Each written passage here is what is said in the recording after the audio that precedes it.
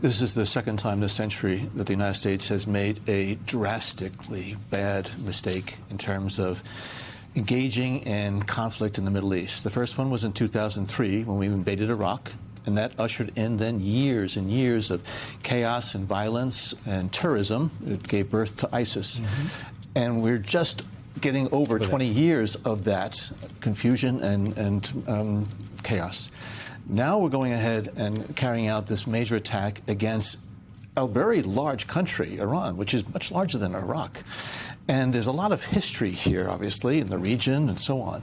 But what we've seen in the past several days is devastating attacks against Iran. And the Iranian government, the Iranian regime, is not relenting at this point. And that's why they're throwing everything they have at nearby targets, whether it be U.S. bases or the Gulf Arab states, whatever. This is such a tragic, senseless, and needless loss of life that we're seeing right now. As Senator Warner said, there was no imminent threat. Clearly, I think the administration is now making things up in order to try to justify what is happening. What's clear to me is that Benjamin Netanyahu, who has long wanted to have this type of military operation against Iran, he was able to bring Trump along and got him to engage in something like this.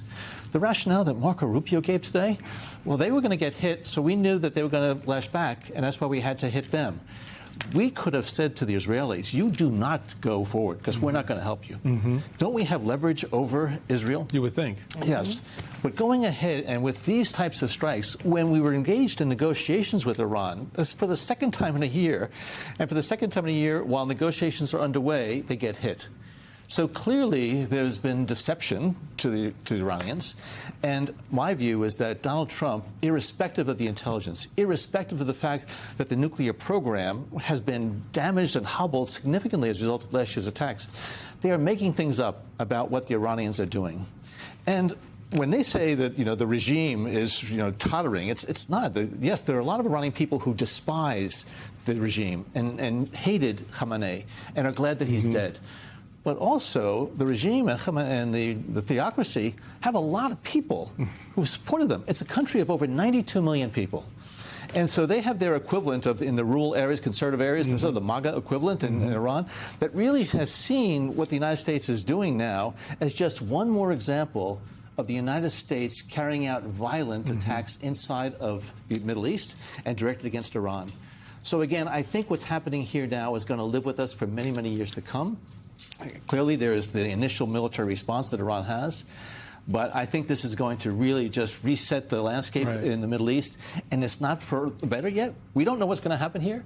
We don't see any indication that so far that the Iranian military is fractured or is splitting away from the theocratic leaders. But again, this is something that is clearly on Donald Trump. I mean, if things go well from here on, good on him. He gets the credit. But as it happened in Iraq, if this, in fact, unleashes a period of protracted violence and instability in the Middle East, he owns it fully. He cannot blame it on any predecessors, especially since he tore up an Iranian nuclear agreement that the Obama administration had negotiated and got the Iranians to give up 90% of their centrifuges, to allow intrusive inspection regime, all the things that the Trump administration couldn't get now through negotiations. So, again, this is so unnecessary, so needless. And the fact that he's doing it without engaging Congress, without engaging with our allies, partners, this is a decision on the part of Bibi Netanyahu and Donald Trump to go ahead and unleashing this military fury. General Hertling, as I'm listening to Director Brennan, it makes me, all this really boils down to me about what we're hearing from the administration about their, I'm using air quotes for the people listening, justification for these strikes.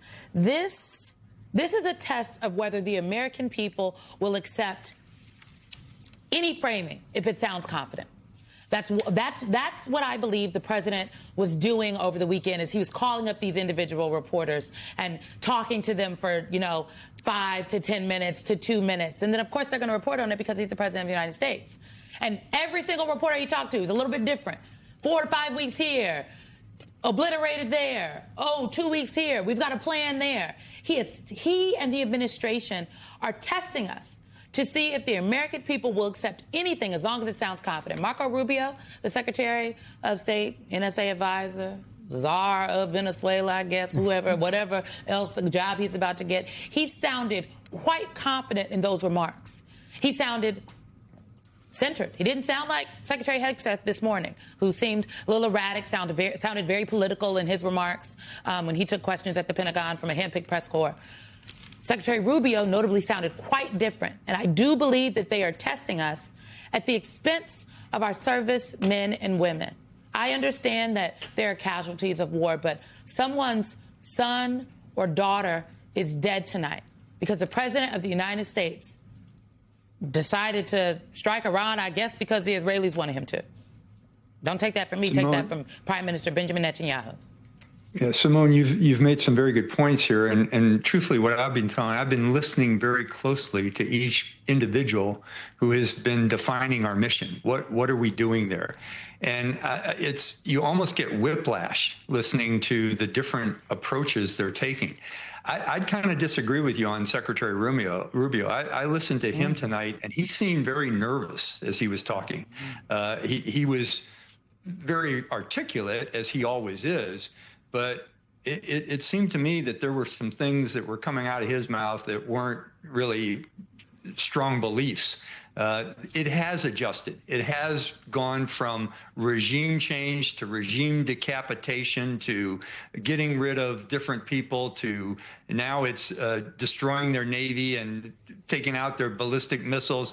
There have been different approaches. And in my old profession of the U.S. military, we have an expression: words are important. You have to be precise because people have to act on them. And I haven't seen that throughout the day, other than from General Kane, truthfully. I thought his presentation outlined the military operation extremely well.